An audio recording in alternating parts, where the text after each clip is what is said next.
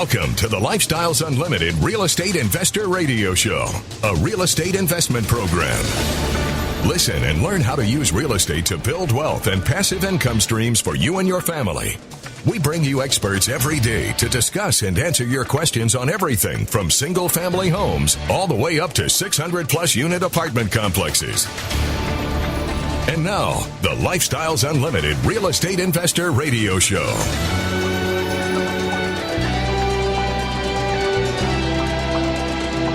Hello and welcome to the show.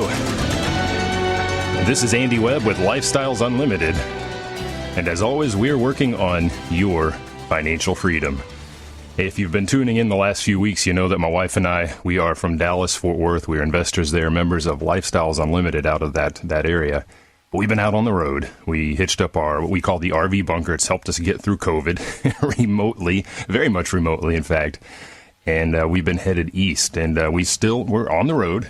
We've gotten to our primary destination. We're in College Park, Maryland, at an RV park. Usually we stay at state or national parks. We're actually at the closest RV park to Washington, D.C. So it's been a real quick trip down to the Capitol to show our little guy, our 4-year-old, the Capitol, the Washington Monument. He was excited to see Abraham Lincoln, the Smithsonian, as many miles as we could drag him along. It's been great.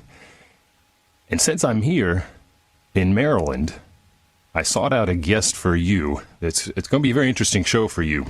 Now, you may know I'm a single-family investor. My guest is also what I'll call a single-family investor as well. Not in Maryland, but he's in Virginia.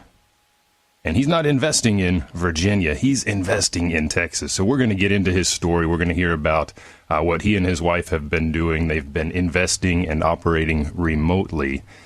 And again, if this is something you're thinking about doing, whether it's from an RV or from another state, this will be a good show for you. So without further ado, I want to bring on Ted.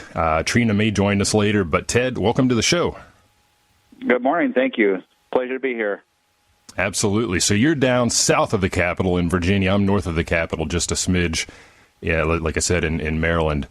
So we'll get into that remote investing a little later in the show, probably a later segment, but just to set the table for the listeners so they understand who you and Trina are, if you would, give us a little bit of your background. What brought you to this point where we are now today? Okay, well, so when we started out, I worked for the Corps of Engineers in Dallas, and my wife was in the Texas National Guard. She's still in the Texas National Guard.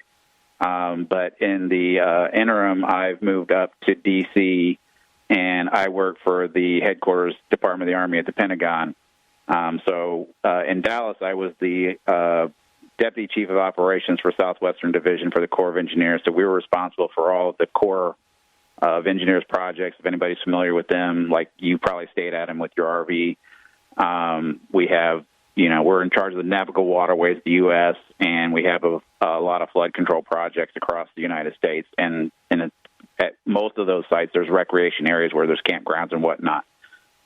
So that was what I did when we started.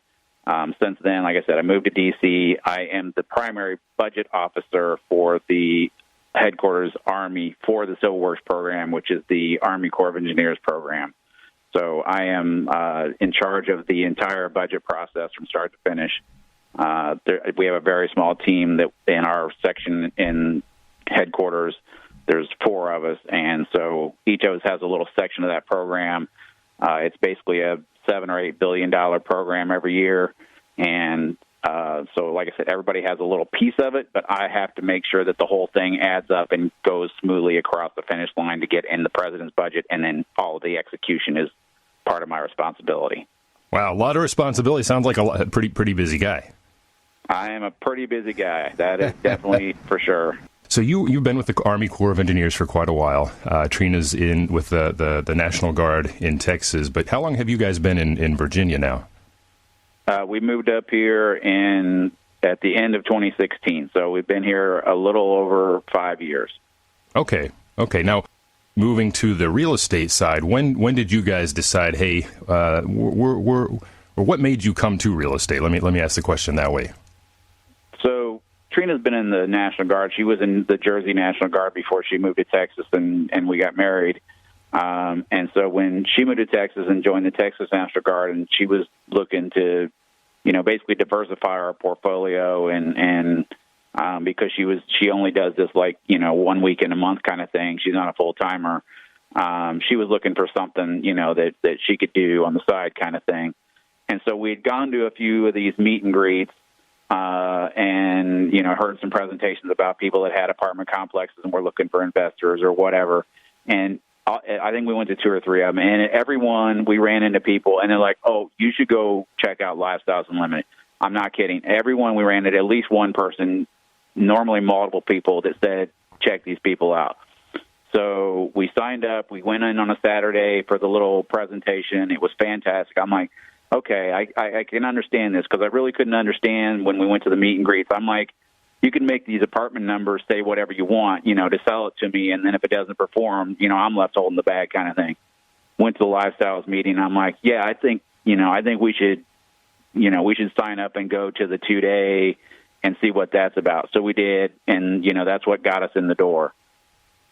So just to clarify, when you talk about a meet and greet in any market, let me take a step back. No matter where you're listening right now, there are always events going on around real estate investing. Some are focused on what we do, single-family investing, multifamily investing. Some will be looking at things like where I sit in an RV park investing or self-storage, that sort of thing. So there's a whole wide gamut out there. So it sounds like you're going to other events hosted by other people, and at these events, the compass kept pointing true north. Go to Lifestyles. And so you did. Right. You said you went to the 2-day. Yeah, well, so yeah, like you said, we just went on, I don't even know what it was, meet and greet or, startup.com or, I don't even know the websites, that's 8 years ago or whatever. And Trina just found it was like, in the afternoon or evening of, hey, come to this meeting for an hour and a half or whatever. So we would, when I got off of work. But yeah, so then, like I said, we went to the Saturday thing, and that kind of, tweaks your interest. And like, well, if you're interested, then, they have the Dale 2-day presentation. Tell you what, we're going to head into a quick break. My other line is ringing, and it says Trina. So I'm going to pick this up while we're on the commercial break and see if we can dial her in here as well. Stay tuned.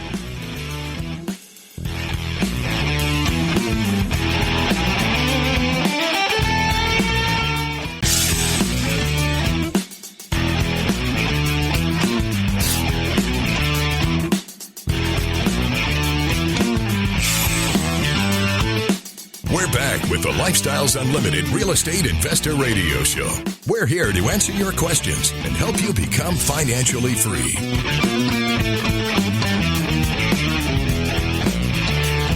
I'm your host, Andy Webb. If you've got any questions today for me or for Ted or now for Trina, she has joined us, send me an email to askandy@luinc.com. I do have that open right now, and we can take a look at that together. Again, that's askandy@luinc.com.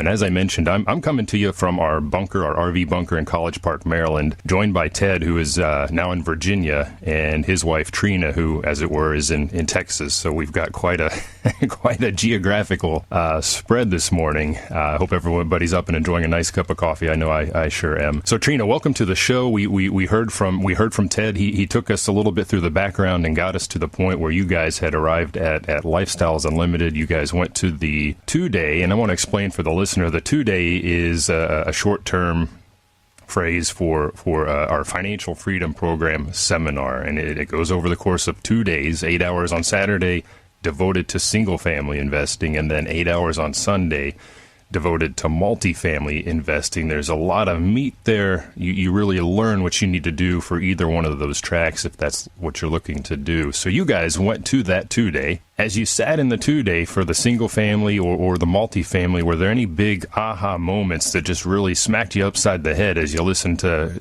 who was your case study or your 2-day presenter, by the way? Let me ask you that. Was that Dell? Yes, that was Dell. So as Dell was talking, what was going on in your heads? Trina, you want to start? Oh, well, for me, it was the ease of the purchase, rehab, rent, and repeat. And at the time, it wasn't requiring large amounts of money in order to put down rehab and getting it sold. It seemed like easy formula, a repeatable formula. It allowed us to remain autonomous, grow our business independently the way we saw best, and that served us better. We got to choose our financiers and also got a chance to try out different contractors, put in different systems that really accommodated how we preferred to do business and move forward. Well, we did that 20-some times, and here we are. That was the most attractive part for me, was that autonomy and ability to grow.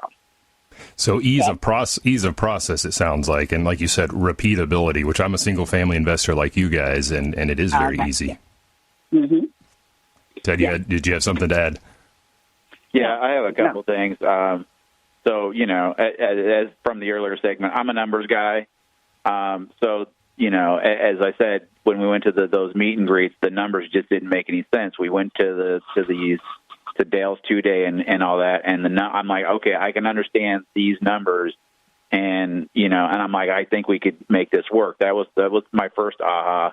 And then when he really talked about, you know, the stock market and your 401k and how, you know, you can't get your money out of it even though it's your money, and the implications when you sell your stocks or whatever, and you have to pay tax on that, and then yet on investing for your real estate, you know, and you get your rental income and you deduct all your depreciation and everything.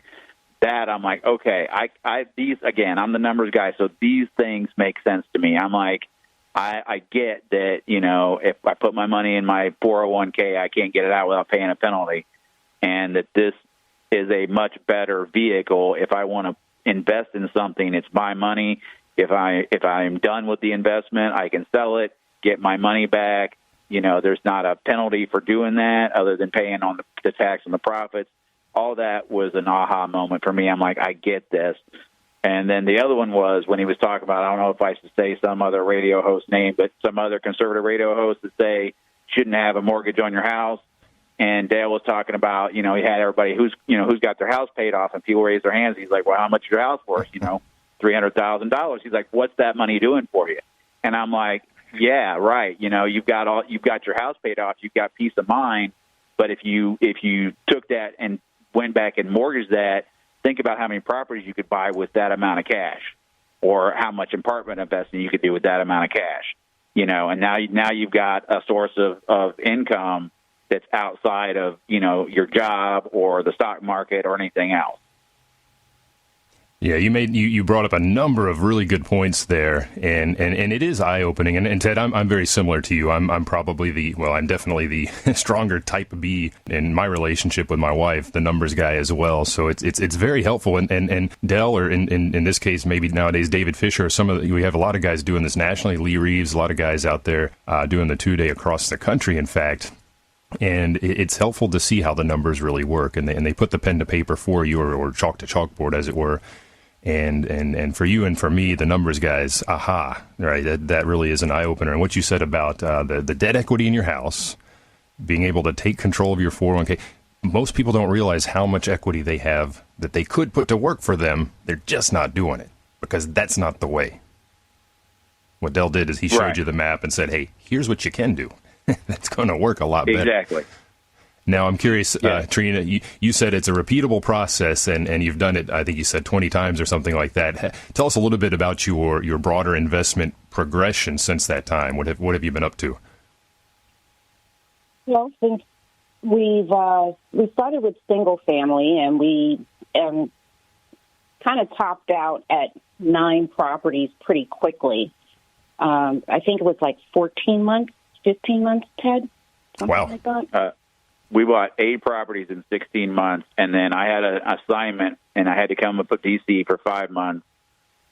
And we went back when I was done with my assignment, and we bought another property, but within 30 days of us being back to get to our 9. So within roughly 22 months, we bought all 9 properties and topped out of our Fannie Mae Freddie Mac portfolio. Okay, let me explain that for the listener, that because you focused on the 9. Normally, you can do 10 mortgages that are backed by Fannie Mae or Freddie Mac. That's the cheap money that we talk about on the show. We just did a cash-out refi on a property. We came in under 3%. That was a Fannie Mae-backed loan. That's where you get the cheap money, but you can only do up to 10. Now, depending on your financial situation, if the listener is married or has a spouse and both are gainfully employed, you both have that W-2 income, guess what? You don't have to both be on each loan. You can split that up and each do your own 10 buckets, which is what my wife and I did. It gets you a little bit farther. It depends on your situation, of course, but good way to go even farther with the Fannie Mae. Now, you got to 9. Number 10, I'm guessing, is personal residence. How did you progress past that point? So, at that point, we kind of froze, and we kept trying to figure out how to get into the commercial side, and it took us a while, and so it took us a few years to crack that code, if you will. In the interim, we sold our 8th property to the tenant, and we bought our first duplex with the proceeds from that. And so, well, I guess we'll talk about this later. Yeah, you hear the music kicking on, don't you? Yeah, we'll talk about that shift because you've very clearly made that move from single family to the duplex, and a lot of what you've talked about so far is buying while in Texas, but I know that you have bought since you've been in Virginia, so I want to get to that coming up here soon as well, so stay tuned.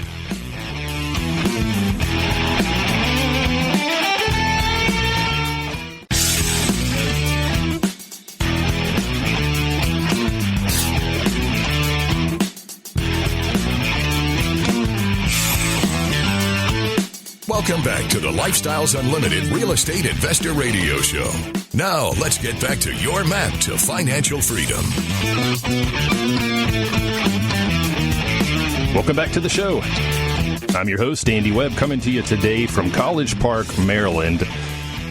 Joined today by Ted in Virginia and Trina back in my neck of the woods in Texas. And we're going to get into their remote management here in just a minute. But I want to lean on something Ted mentioned in the last segment. And if you missed any of the prior show or the prior segments, go to lifestylesunlimited.com. These shows will be archived there. But Ted, you were talking about the control that you can take of your destiny, essentially, on a financial perspective, that you don't really have in things like the 401k or an IRA. And I want the listener to be very much aware of changes that are being discussed on Capitol Hill right now as part of that $3.5 trillion, crazy number, $3.5 trillion spending package that Congress wants to ram through. And among other things, and you'll need to dig into the details, but it does include provisions that will disallow investors to invest using a self-directed IRA into multifamily. Right now, you as an investor, you can just go in all cash and participate in a syndicated deal in apartments.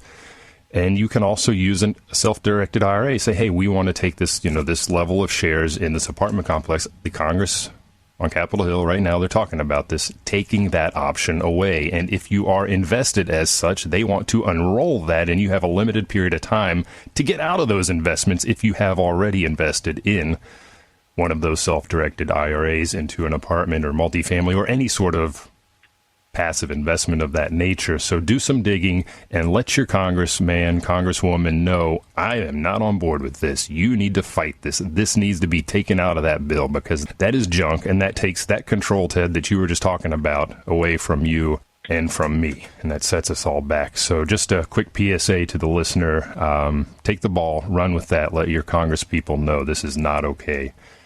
So, Ted, Trina, that's not something you guys have to worry about because, like me, you're doing the single-family track. Maybe that was the plan in the future. I don't know. But for now, we heard that you've done single-family, built up a good portfolio there, and then have started shifting to duplexes. Can you tell us a little bit about that strategy? Why duplexes? What made that the new target? Well, part of it was, like I said, we hit our 10. We sold our 8th property, and so I could buy another one in my name. And so we were like, well, let's look at a duplex because that gives us 2 doors, and as opposed to 1. And also, it was kind of like, tax and insurance aren't double for a duplex. Then they double a single family, and you basically, the way I look at it is, if you got one person tenant in there paying rent, they're basically covering the loan and the property taxes and the insurance, and the other one is pretty much pure profit, if you will. So that was appealing to us. And then while you're doing a make ready, if you got a tenant that moves out, you don't have an unoccupied property. You actually have somebody next door that's sitting there, so you don't have to worry about, somebody trying to break in or, all those other things that you might have to worry about if you had a single family property sitting out there. So that was part of it. And the other part was that, you could get to, like the market had changed by the time we had figured out how to start acquiring more properties after I got to my 10. And so we went commercial, formed an LLC, and quite frankly, buying a duplex was cheaper than buying 2 single-family properties. So I got 2 doors for less than if I bought 2 singles. So a lot of financial points of view there, and I just want to make sure the listener understands that when we talk about financing houses, and we reference Fannie Mae or Freddie Mac, that cheap money that I mentioned in the prior segment, Fannie Mae and Freddie Mac view a single-family house, 1 door, a duplex, a triplex, and a quad, a fourplex, all the same. That's all treated as single-family, to use the term. Above that, you get into commercial, 5 units and greater. So you're taking advantage of those Fannie Mae buckets, those loan slots that you can acquire, that you can use, and just simply parking more doors by virtue of the duplex. Great strategy. Right. Well, we were talking over the break about the division of labor between you two. Clearly, you're more on the financial side. Ted, can you or Trina tell us a little bit how you split the duties? And then I'd kind of like to hear, management-wise, is there anything different for a duplex than a single-family house? Trina, you want to start? I market them the same. I try to actually, the only thing that I try to do a little bit different is I try to put like pairs. Families with families or singles with singles, depending on the type of property, backyard access, parking, and such. So that's my only difference, but actually I do them all the same. The criteria is the same, the marketing strategy is the same, and the renovation timeline is the same.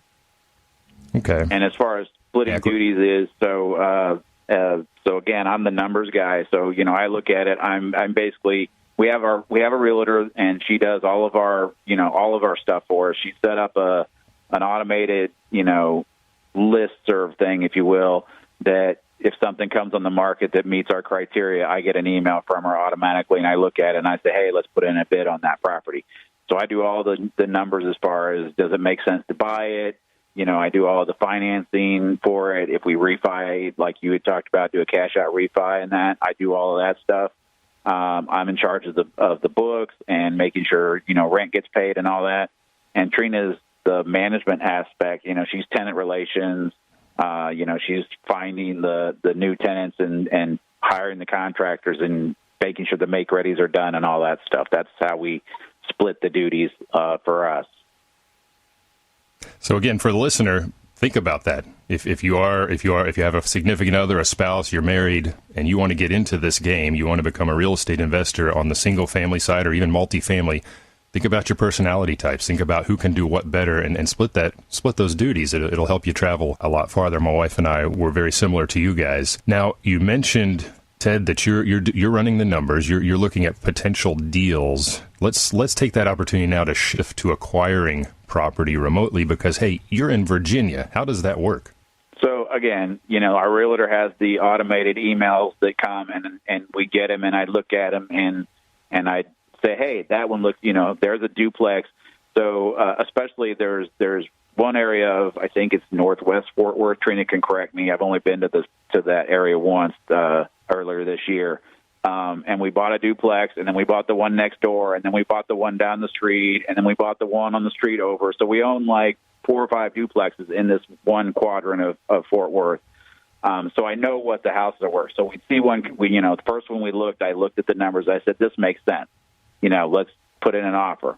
And so, our realtor does all of that financing, the purchase part of it. The financing part is all done through one of our lifestyles contacts, or 2 of them. Depends on if we go with our LLC or we go with the regular, the low interest money, the Freddie Mae, Fannie Mac money. But they're both of those are folks that we found through lifestyles. and they're fantastic. And so everything's done online for both of them. I set them up in our Dropbox account, and so when they want, tax returns or profit loss statements or anything else, I just put them in the Dropbox, and they get an email and they say, hey, there's new documents, and they retrieve them. And so it's easy peasy. You're done with it, and you keep on trucking. So it's real simple to buy them from here. And then as far as, so Trina and I are both engineers, so when we were in Texas and we'd look at a property, we tour the property before we bought it, we'd do basically the home inspection ourselves. Being here in Virginia, we actually hired a home inspector, and he's been doing the home inspections for us. And then we look at the report, and we're like, okay, can you fix this? Can you fix that? Or we don't want this property because it's got foundation issues or whatever. But that's how we fix that problem. Okay, so that's the first stage. Trina, you mentioned earlier a very repeatable process. You buy, you're renovating the property, you're getting it rented, you're refinancing out of, we didn't talk about the hard money lending. We don't need to get into that today, I don't think, but common tool that we use to fix up these properties to get the financing on them. And Ted, you just hit the first piece. We're going to move on to operations when we come back, so stay around.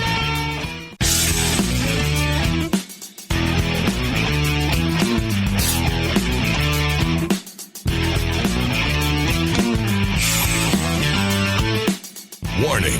Listening to the Lifestyles Unlimited Real Estate Investor Radio Show will change your life. We will teach you how to create wealth and passive income so you can be financially free. And now, back to your host. Welcome back to the show. I'm your host, Andy Webb, coming to you from College Park, Maryland, and joined today by Ted in Virginia and Trina in Austin, Texas. And this is a show I've been wanting to have for some time, guys. I was just waiting till I got to this area because I like to find those quote-unquote local investors. Now, you're in Virginia, Ted. You're actually not investing in Virginia, but in Texas. And I thank you. I thank you for joining me today. And to the listener, I thank you for listening. If you have any questions, you can email me at askandy@luinc.com. And this has been a fascinating topic for me, remote investing. And I saw your case study. That's how I learned about you guys, was back in, I think it was late 2019. Before the pandemic, we would meet in the offices at Lifestyles Unlimited in Irving, which is where I'm based, the Dallas-Fort Worth area. We do this in other markets as well, other cities. And you can do this virtually online, by the way. If you follow us on Facebook, those are broadcast there, or subscribe to YouTube there as well. So you can watch those virtually. But I remember you guys were piped in from Virginia. So we were all standing in the seminar room in Las Colinas. We had a presenter do their case study on single family. Then you guys were up and they broadcast you guys in. It was great to hear about the remote investing because this whole travel thing was already a bug in my mind. We hadn't quite hit the road. So I thank you guys for sharing your story back then. That was very helpful to me. And to the listener, that's a reason to get to the case study. Somebody's story is going to resonate with you, and you're going to take away some key points, some critical points that may help you make a decision, get over a hurdle, learn something new, quite frankly. So get out to lifestylesunlimited.com, check out our free workshop, learn about our case studies, or like I said, follow us on Facebook or subscribe on YouTube to catch those live. Great information. So guys, again, thank you. And thanks for sharing today. So we've been talking about the remote component of your investing, the acquisition we heard about from you, Ted. Trina, we know you're taking care of the renovations as part of ongoing operations. So once you've acquired the property, what does that look like remotely when you get into the repairs, the renovations, and then the leasing and ongoing operations? Well, Andy, for the repairs, I have to make sure that the rehab is suitable for occupancy. So I go through the inspection checklist from the purchase, and I make sure that those concerning items are repaired first. Then we go into the aesthetics, paint, color, carpets. All of that is fresh and new, light fixtures, doorknobs, and the whole such. Then we have a photographer come in and actually take photos, and then we post it online for saleability. If I am in the area, sometimes I'll fly in from Virginia to actually do the sale of the rental. I'll go to the open house. I advertise that the house will be open, let's say a Saturday or a Sunday, just one day, and that drives interest. I actually get a chance to meet potential tenants and before we see their applications. When we review the applications, I sometimes it's a lot of people, get to match up personalities of, did they have. So, and I just want to clarify, you say the sale of the rental, you're talking about the leasing of the rental, right? Leasing. Yeah. Okay. So, and then I'm looking to make sure that they meet the criteria and they are who they say they are on their application, and then we lease the house. From the maintenance, after it's leased, then we, for the maintenance, we go back to we have the same contracting team, and they keep up with the maintenance. I have my one contractor partner. I call him up, and regardless, whatever it is, mechanical, electrical, plumbing, or even structural, and he gets the right guy for the right job and sends us an invoice, and we maintain our properties that way. So you're not there. You're not going out with a screwdriver or a hammer, tinkering around, doing it yourself, are you? That would be an expensive flight. I prefer not. It's interesting though. So you're in touch with the applicants. You are taking that extra step. Yes. During the leasing process. So just for the listener, you may be thinking, well, I don't want to fly into town. Well, you don't have to fly into town. Interesting story. 2015, my wife and I visited a buddy of ours that had moved to Nepal. We leased a house from Nepal. Did I fly from Nepal back to Dallas to meet the tenants? No, different approach. We used a leasing agent. So lots of ways to get there. Now, I'm curious, when you market the property, are you a realtor? Are you putting that into MLS? Are you using some other platforms? How do you market that? At times we've used MLS but normally we just use Zillow. Before it used to be Postlet, and it used to have a wide enough feed to get interest for the tenant. In 2000 and I believe it was 19, we had for rent signs posted, professionally made, and put them out front. So just drive-by traffic and then internet feed traffic. If it's something that we're not getting too much traffic on, then we'd pay our realtor and post it on MLS. Okay. That's your escalation point. Hey, it's sat on the market X number of days. Let's go ahead and push it out more broadly. Right. We haven't had that issue in the past 36 months, either with anything that we've newly acquired or releasing our already in hand portfolio. We've mostly been able to self-market. We found a wonderful photographer, and that has made all of the difference. That is extremely important. Pictures. Yes. Have you looked at maybe on Zillow or in the MLS some of these listings that are out there? There's a picture, a fuzzy picture, a grainy picture of a toilet. What is that? Yes. Well, we all don't see the world the same way, obviously. That's a very important point, though, for the listener. So Zillow's an interesting thing. They changed their approach. Used to it was a free service. Now I guess they charge some amount if you post there. It's $10 there are a lot of platforms. $10 a week. $10 a week. $9.99 a week. But in this market, to your point, Trina, it doesn't take long to get a house leased, does it? No, it does not. I thought it was free for the first week, and that was my goal, to get it leased before that fee was due.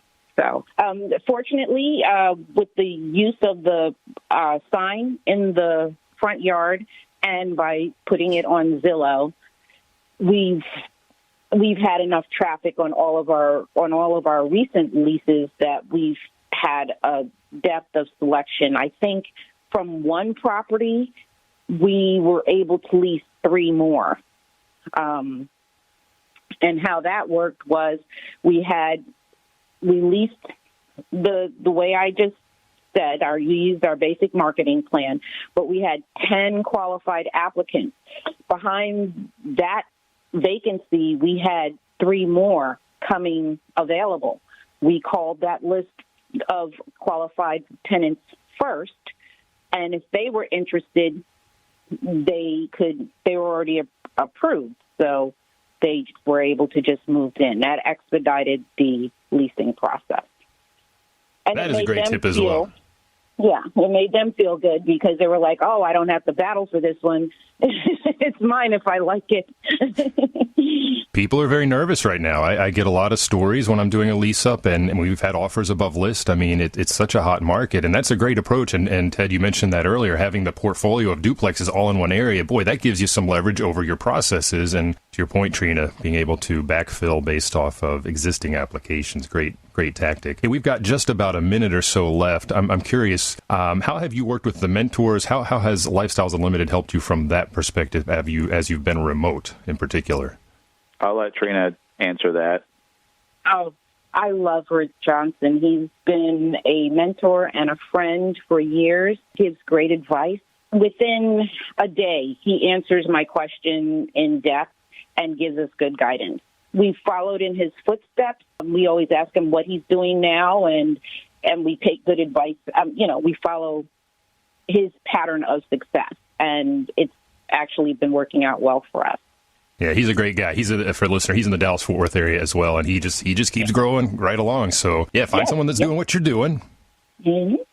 And mimic that. Mirror them. Find a mentor. That's the big point. And one other point you guys have mentioned throughout the show is your team. You mentioned the vendors off the Vendor Hub at Lifestyles Unlimited. Building that team around you, that's pivotal for investing remotely. We're at the end of the show, guys. I thank you so much for joining us. Again, Ted in Virginia, Trina in Texas, me from Maryland. It has been a blast. And like I said, I've looked forward to talking to you guys for some time. It just took me a while to bump in the RV up the road to Maryland to be close to Ted, as it were. So, guys, thanks again for sharing your story. And to you, thanks for listening. You've been listening to the Lifestyles Unlimited Real Estate Investor Radio Show. And remember, it's not the money, it's the lifestyle. You have a good day. The Lifestyles Unlimited Real Estate Investor Radio Show is for entertainment purposes only. Please consult a professional regarding your personal investment needs. Nothing presented on the Lifestyles Unlimited Real Estate Investor Radio Show constitutes an endorsement, recommendation, offer, or solicitation to buy or sell any product or security.